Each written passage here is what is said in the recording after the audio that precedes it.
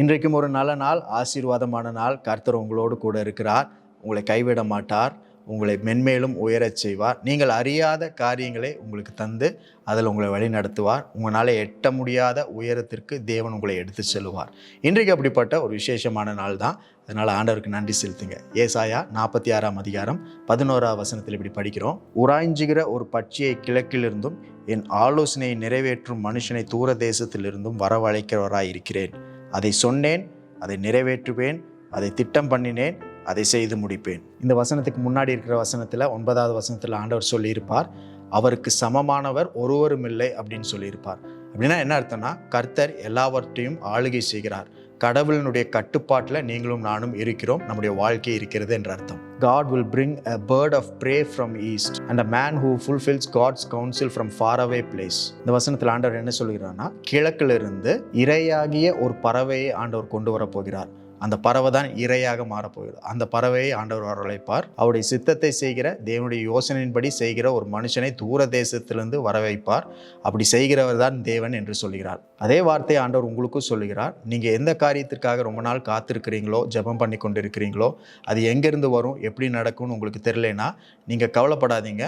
தேவன் அதை எங்கிருந்துனாலும் கொண்டு வருவார். நீங்கள் அறியாத இடத்திலிருந்து வரவழைப்பார். உங்களுக்காக உதவி செய்கிற, தேவ சித்தத்தை செய்கிற மனிதர்களை தேவனே வரவழைப்பார். ஏன் அப்படி செய்கிறார்னா, அவர் எல்லாவற்றையும் கட்டுப்படுத்துகிற தேவன், எல்லாவற்றையும் தம்முடைய கட்டுப்பாட்டில் வச்சிருக்கிறார். We are in God's control and God controls everything and everyone and God fulfills His word. இந்த வசனத்தில் சொல்லி இருக்கிற ஒரு 2 முக்கியமான காரியங்களை நான் உங்களுக்கு சொல்லுகிறேன். அதை தீர்க்க தரிசனமாக எடுத்துக்கொள்ளுங்க. உங்கள் வாழ்க்கையில் அதை தேவன் இன்றைக்கு நீங்கள் பார்க்கும்படிக்கு உங்களுக்கு உதவி செய்வார். ஆண்டவர் என்ன சொல்லியிருக்கிறார்னா, I have proclaimed, I will fulfill it.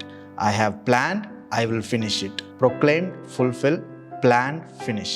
நான் சொன்னேன், நான் நிறைவேற்றுவேன். நான் திட்டம் பண்ணினேன், நான் செய்து முடிப்பேன். உங்கள் வாழ்க்கையில் ஆண்டவர் என்னெல்லாம் சொல்லியிருக்கிறாரோ எல்லாவற்றையும் அவர் நிறைவேற்றுவார். உங்களுக்காக தேவன் என்னெல்லாம் திட்டம் பண்ணி வச்சிருக்கிறாரோ எல்லாவற்றையும் செய்து முடிப்பேன் அப்படின்னு சொல்லி உங்களுக்கான வாக்கை தேவன் உறுதிப்படுத்துகிறார். திரும்ப ரிஃப்ரெஷ் பண்ணுகிறார். திரும்ப உங்களுக்கான ரீஅஷ்யூரன்ஸை, மறு உறுதியை தேவன் இன்றைக்கு உங்களுக்கு தருகிறார். ஆகவே நீங்கள் எந்த காரியத்தை குறித்து கவலைப்பட்டு ஜெபம் பண்ணி யோசித்து ரொம்ப பிளான் பண்ணிட்டு இருக்கிறீங்களோ அதெல்லாம் தேவன் உங்களுக்காக ஏற்கனவே பிளான் பண்ணியிருக்கிறார். அதை உங்கள் வாழ்க்கையில் செய்து முடிப்பேன் அப்படின்றத இன்னொரு டைம் சொல்லுகிறார். உங்கள் வாழ்க்கையில் சொன்ன எல்லாவற்றையும் நிறைவேற்றுவேன் அப்படின்னு இன்னைக்கு மீண்டுமாக உறுதி தருகிறார். அதனால் நீங்கள் கவலைப்பட வேண்டாம். அது எங்கேருந்து வரும் அப்படின்னு நம்மளுக்கு தெரியாது. கிழக்குல இருந்து வரலாம், மேற்குல இருந்து வரலாம், வடக்குல இருந்து வரலாம், தெற்குல இருந்து வரலாம். அது வடமேற்குல இருந்து வரலாம், வடகிழக்குல இருந்து வரலாம், அல்லது தென்மேற்குல இருந்து வரலாம், தென்கிழக்குல இருந்து வரலாம். எந்த திசைனாலும் 8 திசையிலிருந்தும் தேவன் உங்களுக்கான காரியங்களை அவர் கொண்டு வந்து நிறைவேற்றுவார். நீங்கள் எதை குறித்தும் கவலைப்பட வேண்டாம். அதை உங்கள் வாழ்க்கையில் செய்ய போகிறார் என்பதை நினைத்து இன்றைக்கு நன்றி சொல்லுங்கள். அப்படிப்பட்ட ஒரு நன்றி உள்ள நாள் ஆண்டவர் கொடுத்திருக்கிறார். ஸோ இன்றைக்கும் தேவன் உங்களுக்காக செய்ய போகிற, செய்து கொண்டிருக்கிற, இனிமேலும் அதிகமாய் செய்ய போகிற பெரிய பெரிய காரியங்களுக்காக நன்றி சொல்லுங்கள், துதியுங்கள், அவர் நாமத்தை உயர்த்துங்கள். நீங்கள் கேட்டுக்கொண்டதை தேவன் உங்களுக்கு தருவார். கேட்டதை பார்க்கிலும் அதிகமாக தருவார். அப்படிப்பட்ட நல்லவர் இன்றைக்கும் உங்கள் வாழ்க்கையில் உங்களோடு கூட இருக்கிறார். அதற்காக அவருக்கு நன்றி செலுத்துங்க.